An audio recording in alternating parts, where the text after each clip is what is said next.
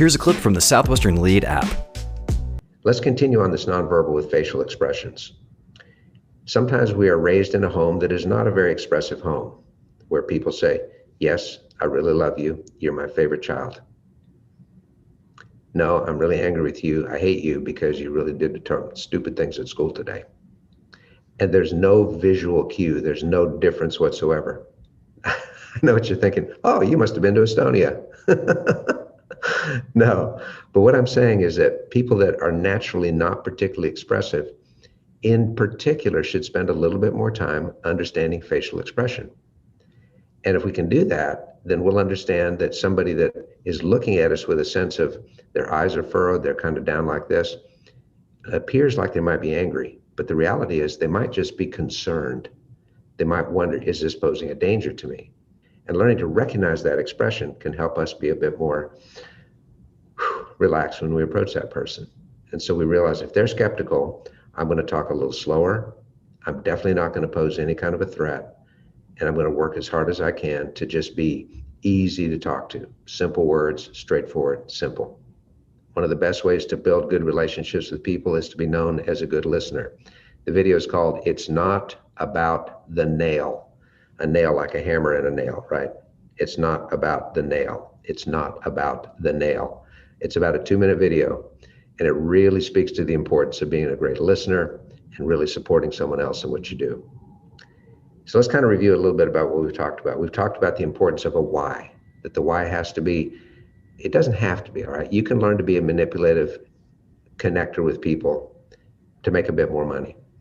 But the deepest satisfaction is when people that you've never even met before say to you, "You know, we're really glad you came by. You're a special person. You're going to go far in life." And it's because you showed that you truly cared, that you had an energy and enthusiasm about life. This made a connection that transcends a language barrier, transcends a cultural barrier. And as a result, not only was the family happier, you were happier, and the money flowed to you. You don't have to chase the money. The money will come to you when you're better at connecting and having those good relationships, particularly those really powerful first impressions. So be a great listener, be sensitive to people.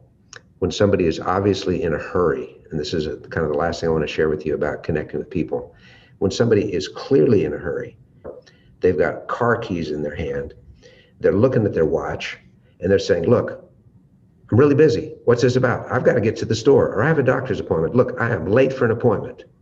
Okay, think again about my really hot, boiling hot glass that I take out to the negative 20 degrees outside. The best way to connect with that person is to say, "Then I will not delay you. My name's Dan. I'll catch you later tonight. Have a good day." So it takes practice and skill to understand the difference. When somebody says, "Well, we're just real busy," as opposed to, "Look, I'm late, I'm busy." But it'd be pretty clear when they're doing these kind of gestures. "Look, I'm late, I've got to go." Keys are in their hand. They're looking a bit frantic. They've got things in their hand. So learning how to go with that flow just a little bit, to be a little bit easier to work with, that's part of connection as well. Now, the final point I want to make about connection is there's a lot of emphasis on trying to mirror somebody else's body language. If somebody smiles like this, I smile like this. If somebody crosses their arms, I cross their arms. If they do this with their fingers, I should do this with their fingers. Mirroring is a technique, sometimes called mimicry, that is intended to make someone feel a bit more comfortable. In other words, if they're kind of laid back in their chair like this, and I'm leaning forward, that's the opposite of mirroring. I should lean back in my chair also. If on the other hand, they're enthusiastically leaning forward, it's okay for me to lean forward.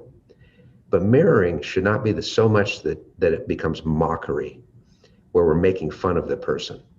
It can be very eerie, in fact, if somebody's sitting there and they go like this, and then you go like this, and they look up to the right, and you look up to the left, so that's an exact mirror image.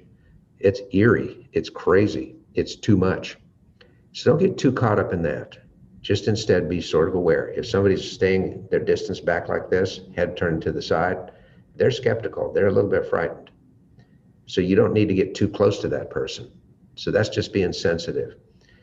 It's okay to try to make your body language a bit like theirs, but not to the point where it's an exact copy. That becomes mockery, and that's not much fun.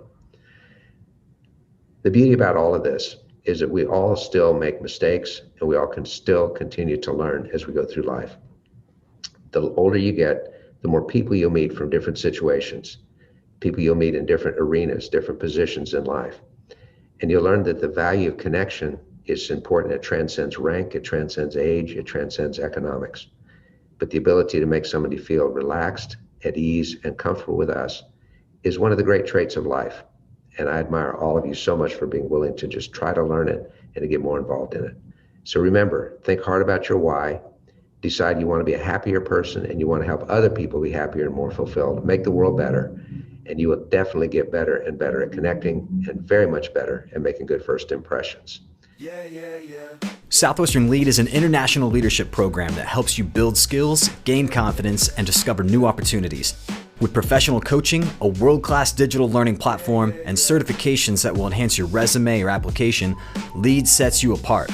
We'll show you how to turn success principles into success habits through small group training, one-on-one coaching, and guided action plans to help you apply what you're learning.